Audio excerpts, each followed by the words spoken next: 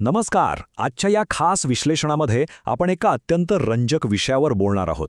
आपण तमिळनाडूच्या राजकारणातील आणि सिनेसृष्टीतील एका अशा जबरदस्त विरोधाभासावर प्रकाश टाकणार आहोत जो कोणत्याही ब्लॉकबस्टर चित्रपटाच्या कथेला लाजवेल. The superstar political paradox. एका बाजूला आहे तमिळनाडूचे निर्विवाद थलैवा म्हणजे रजनीकांत आणि दुसऱ्या बाजूला आहेत आजच्या पिढीचे सर्वात मोठे सुपरस्टार थलपती विजय. दोघांचीही पडद्यावरची ताकद अफाट, दोघांचीही फॅन फॉलोईंग अक्षरशः अवाढव्य. पण जेव्हा याच ताकदीला राजकारणाच्या आखाड्यात उतरवण्याची वेळ आली तेव्हा मात्र इतिहास दोन अगदी वेगळ्या दिशांनी वळला. आता पडद्यावरचा बॉस रजनीकांत एक यशस्वी राजकीय कारकीर्द का उभी करू शकले नाहीत, तर आधुनिक सुपरस्टार थलपती विजय यांनी मात्र अगदी कमी वेळेत हे यश कसं साध्य केलं.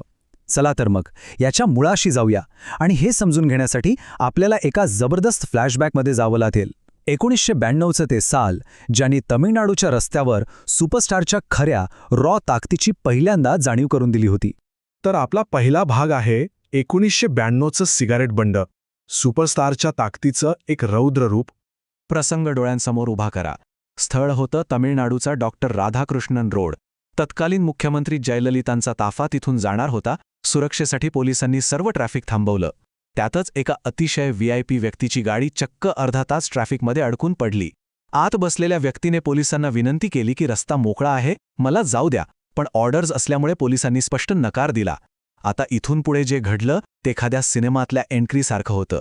रागाने वाद घालण्याऐवजी हा व्हीआयपी थेट गाडीतून खाली उतरतो आणि ते दुसरे तिसरे कोणी नसून साक्षात रजनीकांत होते. ते चालत जातात, जवळच्या एका टपरीवरून 55 सिगारेटचं पाकिट घेतात, एका स्ट्रीट लाईटच्या खांबाला आरामात टेकून उभे राहतात आणि सिगारेट पेटवतात. रजनीकांत रस्त्यावर असे उभे आहेत हे पाहताच अक्षरशः काही क्षणात तिथे लोकांची अलोट गर्दी उसळली. ट्रॅफिक पूर्ण जॅम झालं. परिस्थिती इतकी हाताबाहेर गेली की ज्या पोलीस अधिकाऱ्यांनी त्यांची गाडी अडवली होती त्याला स्वतः हात जोडून रजनीकांत यांना तिथून निघून जाण्याची विनंती करावी लागली. पण यावर रजनीकांत यांनी दिलेलं उत्तर सिनेमाच्या डायलॉगलाही मागे टाकणारे होतं. ते अत्यंत शांतपणे आणि उपहासात्मक शैलीत म्हणाले, मी सीएम मॅडमचा ताफा जाण्याची वाट बघतोय.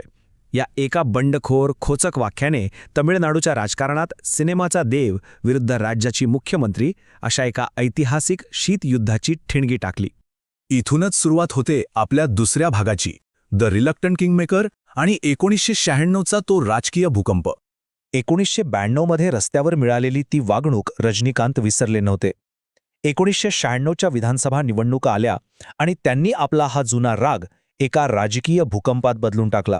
त्यांनी थेट द्रमुक आणि तमिळमणीला काँग्रेस या युतीला आपला भक्कम पाठिंबा जाहीर केला आणि त्याचवेळी त्यांनी एक अत्यंत कडक विधान केलं.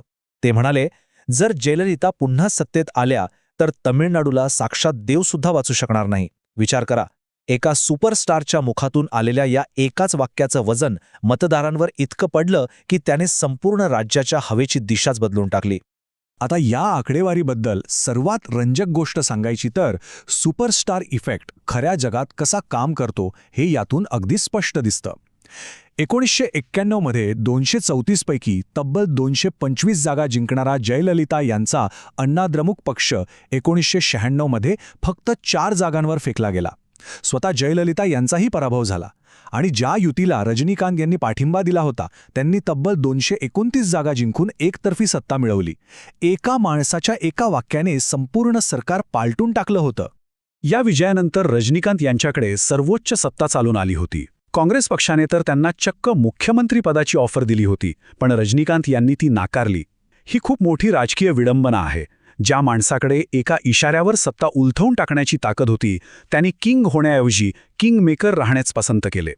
त्यांनी स्वतःहून राजकारणापासून दूर राहण्याचा निर्णय घेतला. आणि म्हणूनच आपण वळतोय तिसऱ्या भागाकडे, हुकलेली राजकीय संधी आणि दशकांचा संकोच. 2016मध्ये जयललिता आणि 2018मध्ये करुणानिधी यांच्या निधनामुळे तमिळनाडूच्या राजकारणात एक प्रचंड मोठी पोकळी निर्माण झाली होती. हे राजकीय व्यासपीठ जणू रजनीकांत यांच्यासाठीच रिकामं झालं होतं. 2017मध्ये त्यांनी आपण राजकारणात येणार अशी घोषणाही केली, पण त्यांनी कोणतीही वेगाने पावलं उचलली नाहीत. पुढे डिसेंबर 2020मध्ये त्यांनी अखेर राजकीय पक्ष स्थापन करण्याची ठाम घोषणा केली. पण दुर्दैवाने त्याच महिन्याच्या अखेरीस तब्येतीचं कारण पुढे करत त्यांना रुग्णालयात दाखल व्हावं लागलं आणि त्यांनी राजकारणातून अनपेक्षितपणे माघार घेतली. टायमिंग अगदी अचूक होतं, पण अंमलबजावणी मात्र रखडली.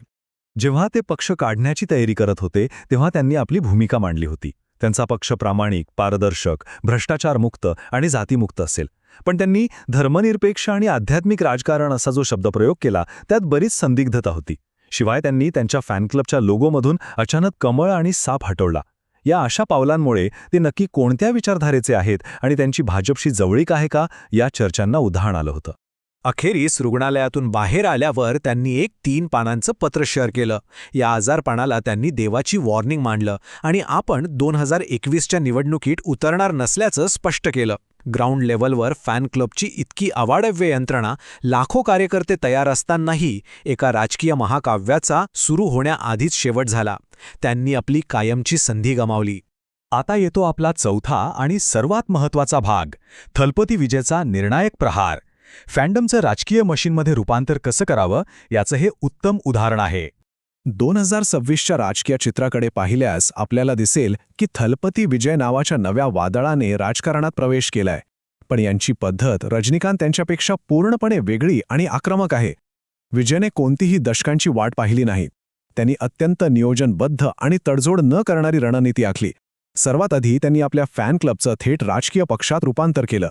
नुसती हवा करण्याऐवजी ग्राउंडवरची ताकद तपासण्यासाठी त्यांनी स्थानिक निवडणुका लढवल्या, त्या जिंकल्या आणि आता थेट विधानसभा निवडणुकांची आखणी करत मुख्यमंत्री पदावर आपला भक्कम दावा ठोकलाय.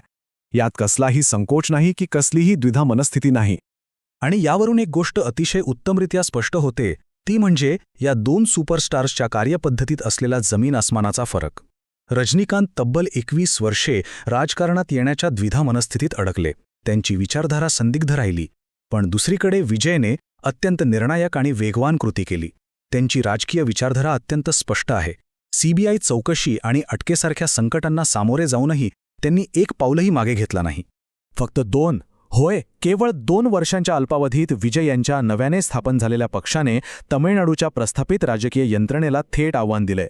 ज्या पक्षाचं निर्विवाद वर्चस्व मानलं जात होतं त्यांना मागे टाकत राजकीय पटलावर आपलं वजन निर्माण करण्याची किमया त्यांनी या 2 वर्षात करून दाखवलीय. विशेष म्हणजे रजनीकांत यांच्याच एका अत्यंत प्रसिद्ध राजकीय डायलॉगने या संपूर्ण कथेचा मतितार्थ सांगितला आहे. इप्पोवे इल्लैना एप्पोवो मिल्लै, म्हणजेच आत्ता नाही तर कधीच नाही. थलपती विजय यांनी हे तत्त्व अगदी अचूक ओळखलं आणि योग्य वेळी प्रहार केला.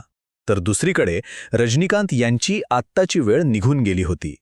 हे सगळं पाहिल्यानंतर शेवटी एक अत्यंत महत्त्वाचा प्रश्न उभा राहतो. राजकारणाच्या या निर्दयी आणि वेगाने बदलणाऱ्या खेळात केवळ प्रचंड जनसमर्थन आणि ताकद असणं पुरेसं आहे का, की योग्य वेळ ओळखण्याची समज आणि त्या क्षणी ती ताकद निर्भयपणे वापरण्याचं धाडस असणं हेच सर्वस्व आहे?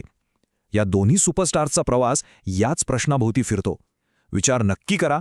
हे विश्लेषण तुम्हाला कसं वाटलं यावर नक्की मंथन करा. पुन्हा भेटूया अशाच एका रंजक विषयासोबत.